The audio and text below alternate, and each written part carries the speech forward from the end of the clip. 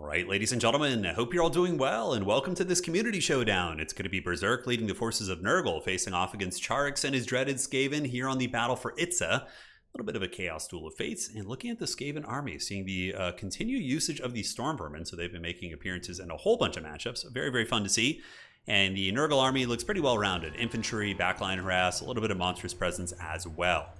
So for Nurgle, the Lord is going to be the Chaos Sorcerer Lord here, and it is going to be of death. It almost looks like just a random quick battle game when your opponent forgets to cut their spells, but I think he's doing this intentionally just to have the utility. So he has Spirit Leech, obviously he snipes Skaven Lords and characters. He has Buna, maybe against Storm Vermin, like Council Guard type units, and it looks like he does have the leadership debuffing spells as well. Berserk, obviously one of the best players in the world. He was the champion on Total Tavern in Season 5, so if he's doing it, it certainly makes some sense. So he's got a whole bunch of Marauders of Nurgle, a couple of Nurglings up on the high ground, and here we do have the Bile Trolls. Bile Trolls against Skaven. Let's see what their applications would be. They, of course, have Poison and do debuff melee defensive nearby units.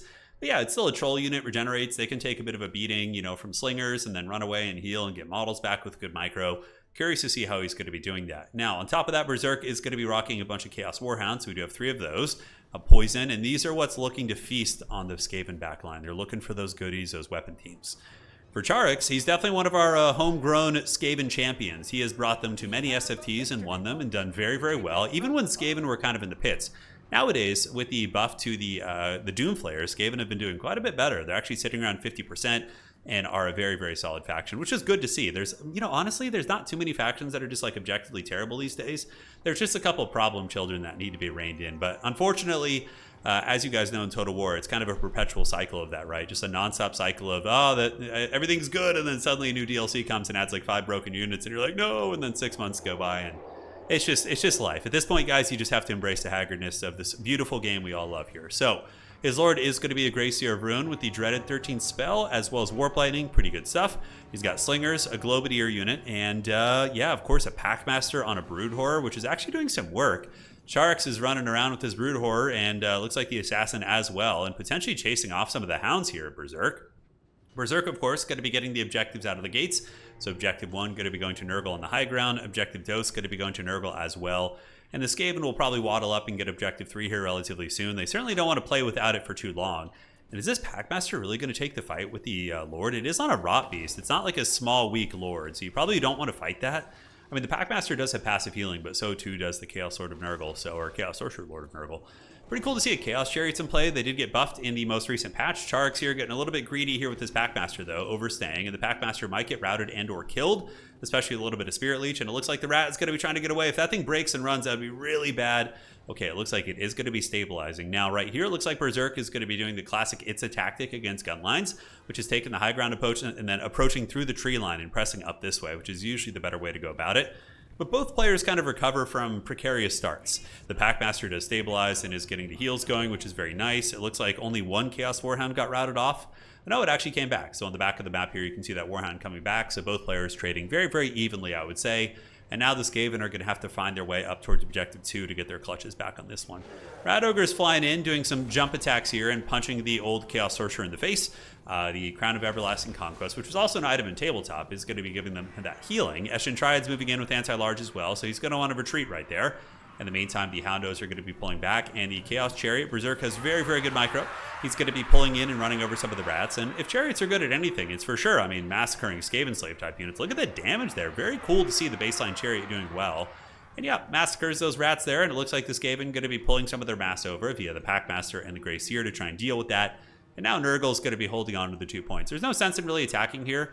The Skaven don't really have any avalanche mortars or anything like that to force you forward. So just chill out, you know, have a little vacation and make the Skaven come to you on your terms on objective number 2. On the outside, Chariot's going to be flying around a little bit. Chaos Warhounds charging into the Skaven slaves here. And yeah, this is a lot of people, this is not a common tactic, like big multiple, you know, pack units going after like single pieces like this, but I've noticed a lot of the players in VM and Berserk especially do this. So they are able to hunt down the Skaven slaves there, but they do get caught with a very nice scorch there by Charix. In the meantime, Fate of Buna going down on the Globadiers, which is a good choice. That is going to melt those Globadiers pretty horribly, and that is one of the units here that is very, very good. But Charix has other anti-infantry options in mind. He is going to be rolling out with the Doomflayer, so here comes the old Doomflayer. It's going to be flaying and causing doom amongst the Nurgle ranks, and you can see the Nurgle Marauders going to be forced back, taking a little bit of damage there. In response, we do see Berserk rushing forward with his Battle Trolls and his Chaos Sorcerer trying to get in front of the Doom Flayers. And now the Skaven Globadiers and the Storm Vermin and their main battle lines will be advancing up. Looking pretty stable over here. We have a Storm Vermin unit, couple Skaven Slaves. I don't think that Nurgle is going to be able to threaten this objective. Really, the epicenter of combat is going to be fighting over objective number 2 here. So on the backside, we do see the Skaven Slave Slingers throwing their pebbles into the backs of these Battle Trolls. And the Doom Flayers running on across. Yeah, doing good damage against the Nurgle units. Berserk is very, very hot in pursuit here with his Battle Trolls. Both players trading very, very evenly on value. And now the Dreaded 13th spell is Dreaded 13th is used. You know, I don't know how much I like that cast. He should have cast it on top of the Plague Bearers to do the damage. That might have been a misclick by Chark, certainly a very rare one. But typically the Dreaded 13th spell, you want to cast it on top of a unit because it does impact damage when they pop out of the ground.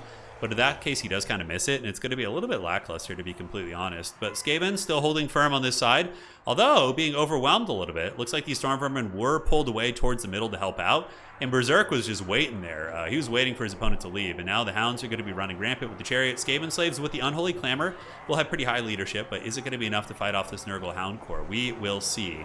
Now back in the center combat, we do see a big, nasty Nurgle fight moving in, Exalted Plague Bearer swarming and starting to press into the Skaven battle lines. The Storm Vermin Summon doing a little bit of damage against the Exalted Plague Bearers, but nothing too crazy. Is going to be another Scourge coming out of the Skaven Grey Seer, and does tickle some units, but honestly probably does more friendly fire damage. And now we see Deathglobe Bombardiers, a really, really solid unit. They kind of, you know, made a resurgence in popularity after the nerfs to the Poison Wing Bombardiers. Poison Winds are still good too, but personally I'm a big enjoyer of the Death Globes if you're going to be going for that. And it looks like they're throwing into the Trolls, but overall this is definitely Nurgle's territory. Skaven are not going to be able to hold firm in a blob fight against Nurgle.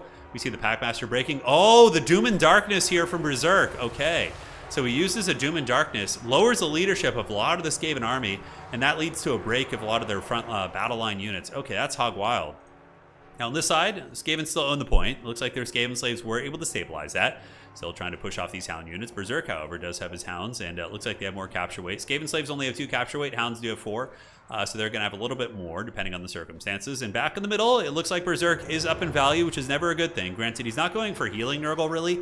It's more of a Nurgle build that is going to be relying on death magic. But now we see Furies flying over from the skies.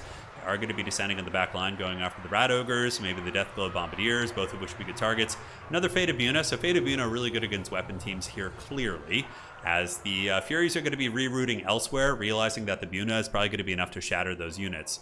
So Charix does stabilize his side point, which is pretty massive. If he had lost that, and he might still, because Nurglings are coming over here, that would be an absolute disaster. As far as this fight goes, he still does have his Storm Vermin fighting pretty hard here. A couple Skaven Slave Slingers and Assassins still in the mix. With those Exalted Plague Bearers, and yeah, there's a lot of them too. We have 2 units of Plague Bearers, or 1 Plague Bearer, 2 Exalted Plague Bearers, all of whom are very healthy. The Packmaster has come back though, and it looks like Charix has re-secured the value lead here, as Skaven is healing too. They do have healing of the Packmaster, and aside from that, I don't know if they have any other healing. Hard to say. Rat Ogres in the trees trying to hunt down the Chariot. No real play up on the high ground. Looks like there's just a random Plague Bearer unit sitting there. As we do see the triple cap come into play here for the forces of Nurgle. Definitely was probably a mistake by Charix to pull that Storm Vermin away. It was very obvious that Berserk wanted to kind of ambush that using all of his different Hounds and moving up. He was like sitting there just waiting. And then obviously when it moved off, the Skaven Slaves weren't enough to defend that point, which makes sense. So more Clan Rats on the way up. Charix's Grey Seer still being a Chariot and doing a little bit of okay damage against the Plague Bearers here. Skaven Slave Slingers pebbling away, but going to be run over by the remnants of the Chariots, and Skaven calling in more Rat Ogres. Meanwhile, though, Skaven do have a huge Vermintide here in the trees, which consists of a very healthy Doomflayer unit as well as Ogres. So probably just trying to pop these Nurglings, get them out of the way, and maybe just consolidate in on the middle would be the best option that the Skaven have. Because Berserk is going to be passing in points here pretty hard. We do see several Skaven Slave units trying to wrestle the objective from the Nurglings, but the Nurglings, of course, do have better capture weight, so they are going to be cackling all the way to the bank. More Skaven Slaves just hustling up there. Charix not really much in the way of good quality infantry. The Grey Seer, though, still doing good work. 1300 value. Its anti-infantry bonus, generating a little bit of work. Looks like a Warp Lightning about to go down there. Yeah, it's going to be a Warp Lightning. Good spell there. Does do magic damage. But the Plague Bearers are very spread out, so it didn't seem to connect very well, which is unfortunate for him. But here comes the Skaven Resurgence. Pulling ahead in value here, 8.6 against 7.9.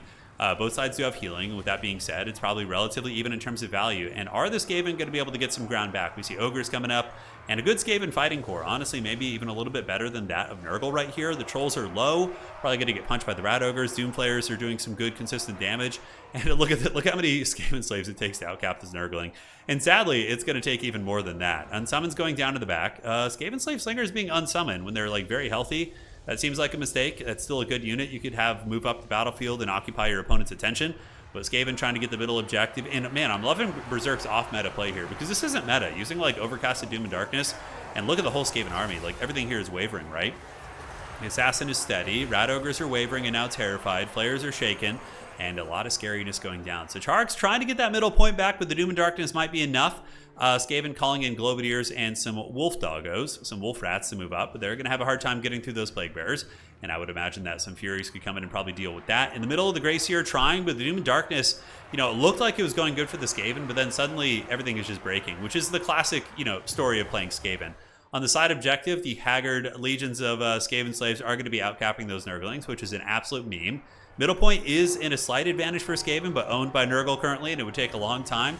The Doom and Darkness did break away a lot of the supporting elements. So you can see Charik's tactics are very open right here. He clearly knows he's going to be getting objective 3. He has a Globadier moving up to try and take down the Plague Bearers, at which point he's going to try and wrestle that top objective while also threatening the middle. So, you know, maybe if he had a couple more minutes, but I think in the current state of the game, it's going to be a little bit too hard for him to get all these points back. We do see the Doom Flayers with the Unholy Clamor. That is a good counter against Doom and Darkness, potentially. Middle point is going to be flipping 14, 15. This side objective, man, if he should have gotten like a Wolf Rat or something and just sent it here to get this objective because he hemorrhaged so many points on that side. Now the Vermintide's coming back in. Charik's at 9.9 against 10.2. But Charik's does manage to wrestle the middle objective. So good Skaven resurgence here in the fourth quarter of the game, as we do see Skaven slaves moving up, Globadiers annihilating these Plague Bearers. No surprises there.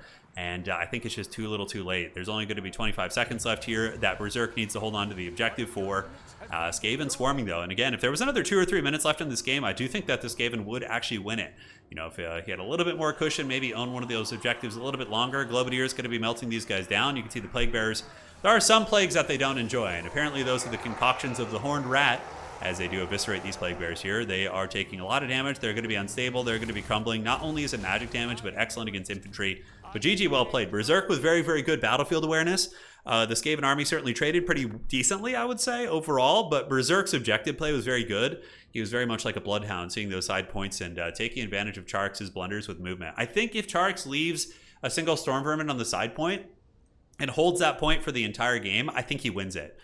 Very, very close match, and GG well played to both these players. Fun builds for sure. It was always cool to see some Bile Trolls and some elite infantry against Skaven. It certainly is off meta as well. And yeah, of course, Doom players are amazing. Very, very good piece.